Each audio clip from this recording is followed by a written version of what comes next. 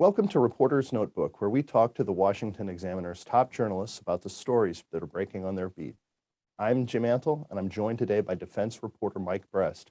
Mike, there's been a lot of talk about drone strikes, which are going to become a really major component of our military strategy and counterterrorism strategy as we withdraw from the Middle East. We've seen, however, where these drone strikes can kill the wrong people, can be errant, and there have been some investigations into some instances of this. What do we know right now? What have we learned from some of these investigations? And is anyone being held accountable?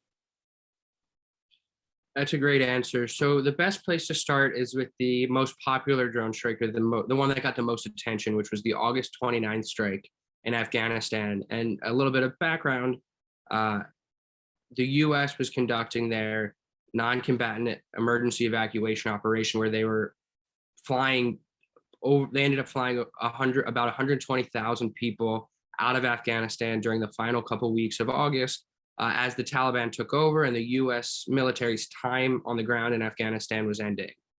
3 days earlier, an ISIS-K member detonated a suicide vest, killing roughly 200 people and 13 US service members. There were active threats, according to military leaders and President Biden, of an imminent second attack. And so the US military, believing that they were hitting an imminent target, launched a strike on August 29th, and it killed an innocent civilian, it turned out, who was the target, and 9 other people, many of whom were children and members of his family. And so almost immediately after, there were reports about civilian casualties. The Pentagon launched an investigation, and it turns out that, in fact, this individual was wrongly targeted. He was an aid worker. And upon the investigation, which was conducted by the Air Force Inspector General, he concluded that there were problems in the process, but not quite illegal activity or problematic actors. It was the process that was wrong, not the people involved. And so then the Pentagon announced earlier this week that no one would be held accountable for this strike. And so there would be while we already knew there would be no charges filed against anyone, this demonstrated that there would be at least no demotions or no firings. No one's losing their job over this. Exactly. And so that surprised some people, considering 10 civilians were killed. And the family remains in Afghanistan as the Pentagon is trying to get them out because they want to leave Afghanistan. And so when we look at that strike, there are a couple other strikes in recent memory that also had civilian casualties or reports of civilian casualties that display somewhat of a disturbing picture. There was a strike earlier this month in Syria where CENTCOM launched the strike, killed the target, which was an Al-Qaeda operative, but there were reports of civilian casualties, and that investigation as to whether or not there were actual civilian casualties is still ongoing. And so we're awaiting to hear the details of that investigation. And within the last 2 months, the New York Times came out with a report detailing another strike in Syria dating back March 2019, in which 80 people were killed. A handful were problematic actors and a handful were civilian casualties. And a significant portion, it was undetermined whether or not they were bad actors or civilians.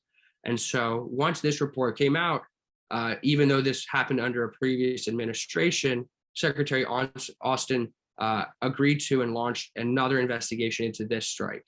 And we still don't have any details about this strike either, but it shows somewhat of a pattern, which is a little bit concerning considering the US no longer has troops in Afghanistan, and the US and Iraq announced the end of their combat mission there. So as the US is withdrawing from the Middle East, as you mentioned, the US will rely more and more on their ability through the air. Obviously, that's popular because it doesn't expose American military personnel to the same risk of casualties. But what are some of the problems with drone strikes in a situation where you don't really have boots on the ground? And so that's exactly it, is without boots on the ground, it's really hard to get pinpoint specific information, especially because information can change in an instant. And so we saw through the Air Force Inspector General report from the August 2019 strike. Upon review, he saw and his investigators found footage right before the strike that showed there were children in the area. And it was about 2 minutes before the strike was launched.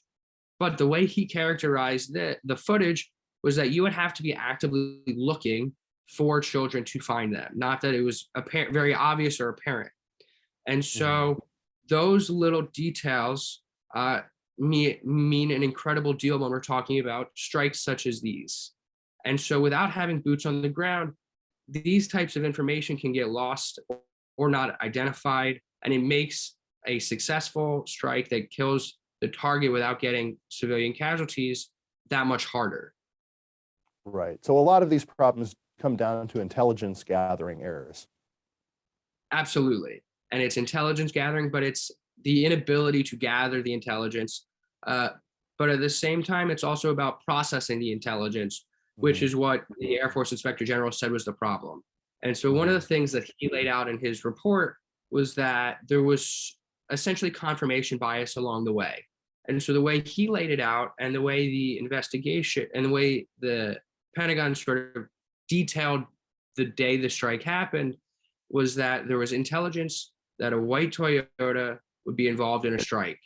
They found a white Toyota that they thought was the right vehicle, and they tracked this vehicle for 8 hours. And then the things that Mr. Ahmadi did, who was the target of the strike, did during the day were not things that were unusual to you or I, but considering what the U.S. thought they were seeing, they used it to confirm what they already thought they knew, which was that a terror attack was coming. Right. And so without boots on the ground, it makes it harder to gather intelligence, but also harder to confirm the intelligence, which was the problem in this strike. And so this is something that the military is continuing to investigate similar activities and is going to try to tighten up this process.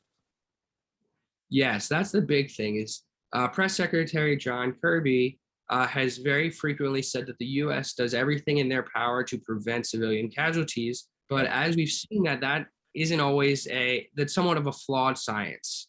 And they're not perfect, but they're looking to revamp or change up the process to make sure that they will prevent this from happening as much as possible.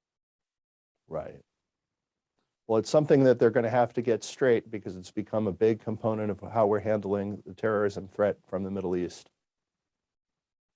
Absolutely. Thank you, It'll be Mike. interesting to see how this plays out and what will happen with the other two investigations. Absolutely. Thank you, Mike. You can read Mike and the rest of our national security team's coverage at WashingtonExaminer.com.